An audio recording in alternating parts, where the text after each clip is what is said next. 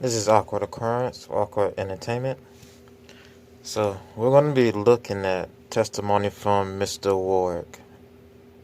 And it's going to be pertaining to a statement he made about Alice Cox and a statement he made about JJ's behavior the morning of the 23rd that he was told by Lori.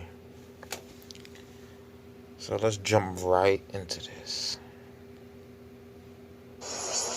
Okay, now this is the intro. This is the intro of Chad Daybell's preliminary hearing. In the background, you would see the grandparents conversating with Melanie Gibbs, and a lot of people point their finger at Melanie Gibbs as knowing something in the fact that she lied about having one of the kids, and she's not on trial or anything. But you will see her talking to the grandparents and just all the activity and the smiles in the background.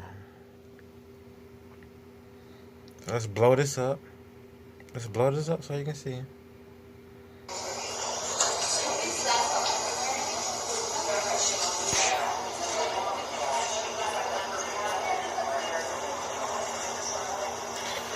So there go Miss Gibbs in the pink. She's moving towards the grandparents of JJ.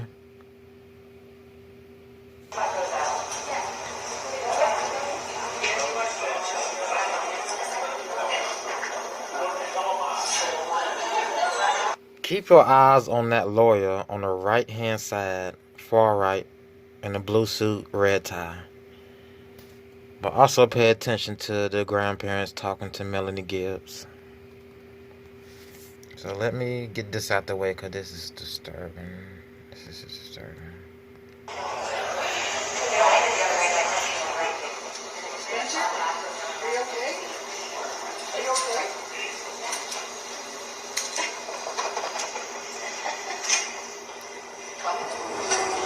Alright, let's see if I can rewind this. And we're going to look at the lawyer. Right hand corner.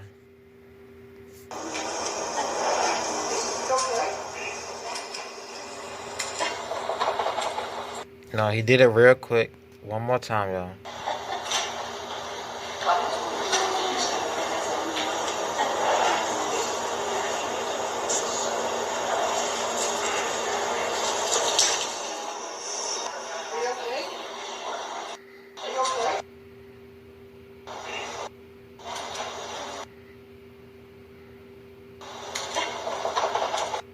Those right there. So I'm just looking at his hands and his gestures, and those who know what this means know what it means. And if you don't see what he's doing, you don't see what he's doing. But let's look in the back at the grandparents talking to Melanie Gibbs. Again, people think Melanie Gibbs is involved. I don't see why the grandparents would want to talk to her unless they don't feel she's suspicious, that she doesn't have anything to do with the kids, do with the kids' deaths. You got four psychopaths, and David Ward, Melanie Gibbs, Lori Vallow, and Chad Daybell. Like, if I'm the grandparents, I wouldn't be over there talking to Mr. Gibbs, Melanie.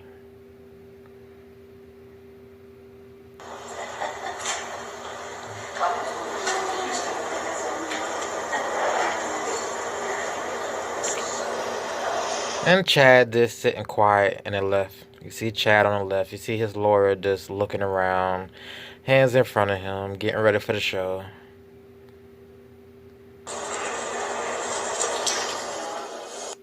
Alright, next video.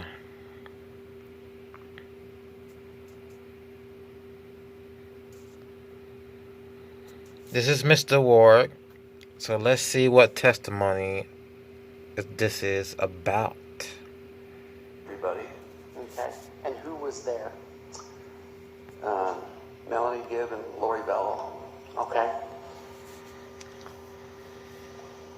Did you see JJ there?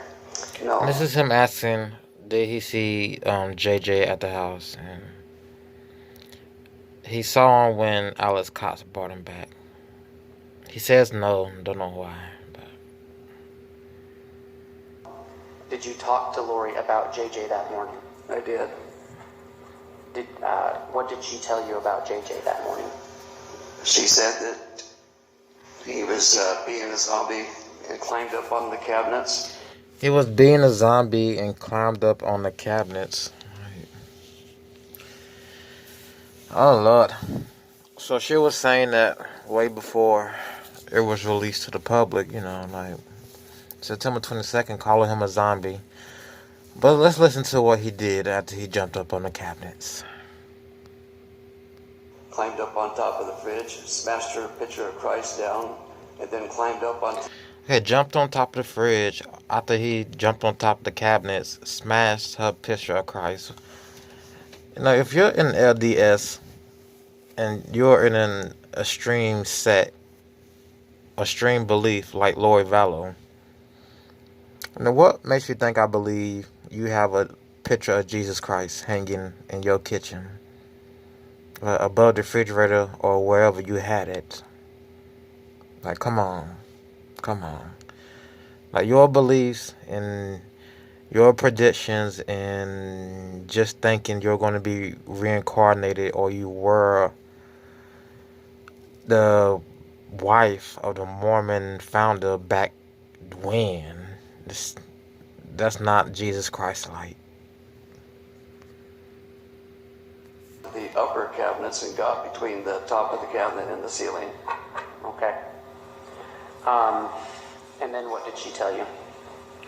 I asked to see him, and she just said that he was out of control, so she had Alex come and get him. And who was Alex? Lori's brother. Okay. Is that Alex Cox? Yes. Okay.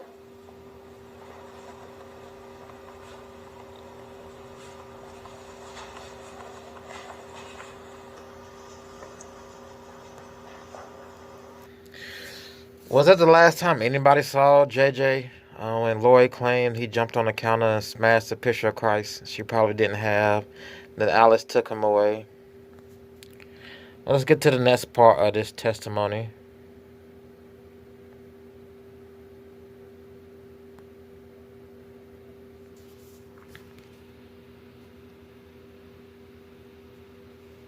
Is that correct? Not the fiction. I did not read any fiction books. This is going to be Mr. Ward talking about when he first met Alex, and that's what I want to touch on. Mr. Ward talking about when he first met Alex. Or one of the various times, I guess. Okay, but he did write fiction books. Your Honor, I've already objected. This has been ruled on.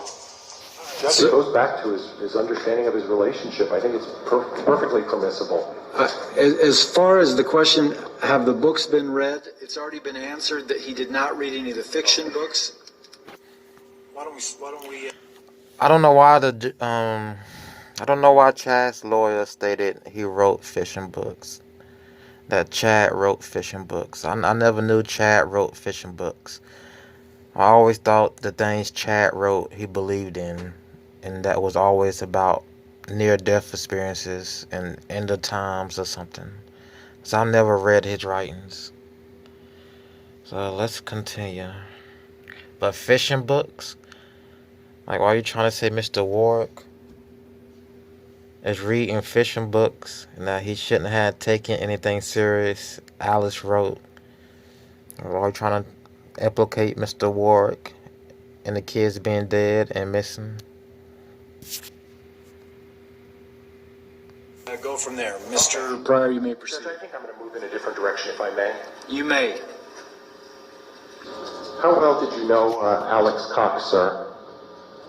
What about Alex Cox? How well did you know him, sir? Not very well. Okay.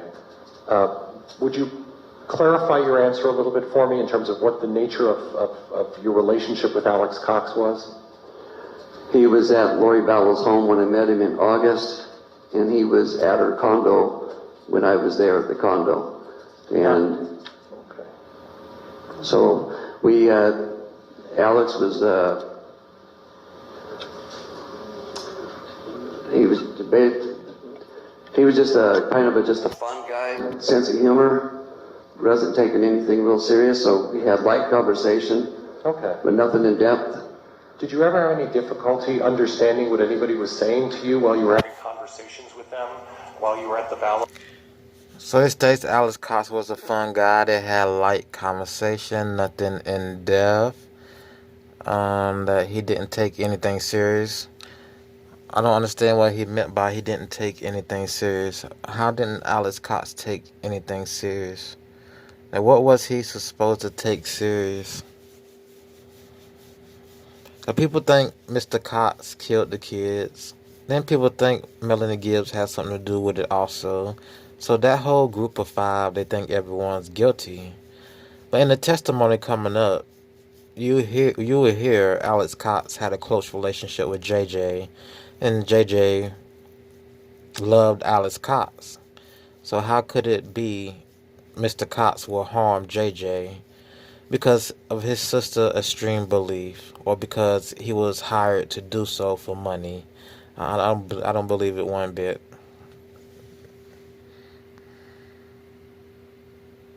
Residents? No, it was not. So you've never had any difficulty in hearing or understanding what anybody is saying to you when you're having a normal conversation with them. Would that be fair, sir?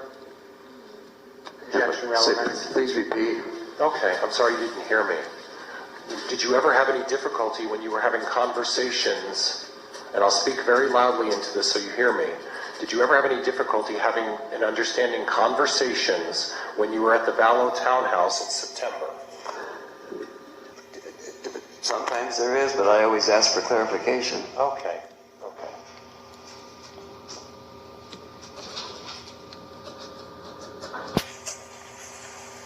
Alex Cox, would it be fair to represent to you that your recollection from September 19th through the 23rd of September, that Alex Cox was a frequent visitor to Lori Vallow's townhome? Yes. Okay. And at one point, did you ever observe Alex Cox babysitting JJ? He seemed to take care of JJ really well. They seemed to have a good relationship, and so They were very close. Would that be fair? they seemed close to me. And anybody else, and I don't want to misrepresent, but obviously JJ would have difficulty being with anybody else, and would have some difficulty other than Alex. It was difficult for him to bond with other male people. Would that be a fair statement? That's what I observed. Okay. Now, I'd like to switch gears a little bit about Tylee. You never met Tylee, is that right? Never did. Did you ever discuss with Lori Vallow your girlfriend's relationship with Tylee? So he stated, as I said, Alex had a great relationship with JJ. Now they're asking about the relationship between Miss Melanie Gibbs and Tylee. Objection beyond the scope. The question, Mr. Pryor, was, did you ever discuss with Lori Vallow Mr. Warwick's relationship? Miss Gibbs' relationship with Tylee. Was that a topic of discussion? And there was been an objection as to beyond the scope. I'll let you respond to that, Mr. Pryor. Judge, there was some representation about that he didn't have any kind of a relationship with Tylee, and I think I ought to delve into that. If he didn't have a relationship, Miss Gibbs is claiming that she had, I'm not really sure how to define what she said as her relationship with Tylee, but I think I ought to be able to inquire in that a little bit. I'd also renew my objection based on here. Okay, that video ended there. Now I just wanted to touch on Mr. Warwick's behavior and answers. And why would you state Alex Cox didn't take anything serious? You know, he was a fun, relaxing guy, had fun conversation, but he didn't take anything serious, and I didn't talk to him in depth about anything. So nothing says Alex Cox believed what his sister believed. I mean, he was babysitting JJ when they went to that End of the World podcast. You know, Lori, Warwick, and Chad and Melanie went to that podcast and did their little podcast. he also stated. Now I'm more interested in his hearing problem, but the lawyer seemed like Melanie and Mr. Warwick were intentionally acting hard of hearing or hard at the hearing. But these 4 or 5, not even 5, Alex Cox, I don't believe he's involved in any way. Mr. Melanie Gibbs, David Ward, Chad Daybell, Lori Vallow. I believe those 4 are your main culprits. But somehow, Mr. Chad Daybell, I don't see how you can have a trial and your buddies in crime are on stand testifying, acting strange. I mean, your lawyer seemed like he's trying to throw you under the bus. I know it's a preliminary hearing. You know, you got to gather information in the beginning stages, where were you this day, where were you that day, did you see the kids that day, what did Lori say that day, this day, but come on now, it don't look good for Chad Daybell. I mean, I don't think his friends, those are his friends, and his wife, I don't think they make him look good on the stand. So I don't see how he gonna get away with this one. Although prosecution seems a little shaky, just a little shaky. Seem like they could be thrown off very easy. Because the guy asking questions didn't even ask Mr. Warwick if he read Chad Daybell's writings. This strange. Like, prosecution wants to get a conviction, but are they trying hard to get a conviction? Like, what are y'all really doing? I see them objecting to stuff, but like, no, like, what? Anyway, this was the preliminaries. The good stuff gets started when the real trial come up. But I'm gonna go ahead and end this out. I'm gonna end it out like this. This is still a very strange scene. And again, this was the beginning of Chad Daybell's preliminary hearing. Alright, this has been Awkward Occurrence, Awkward Entertainment, and I will see you in the next video. He throwing up them sisters on the right.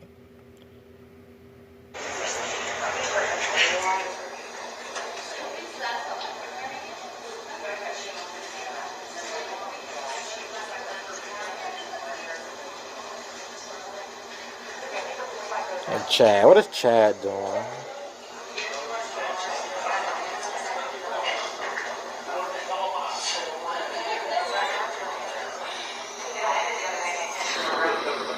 Spencer, are you okay?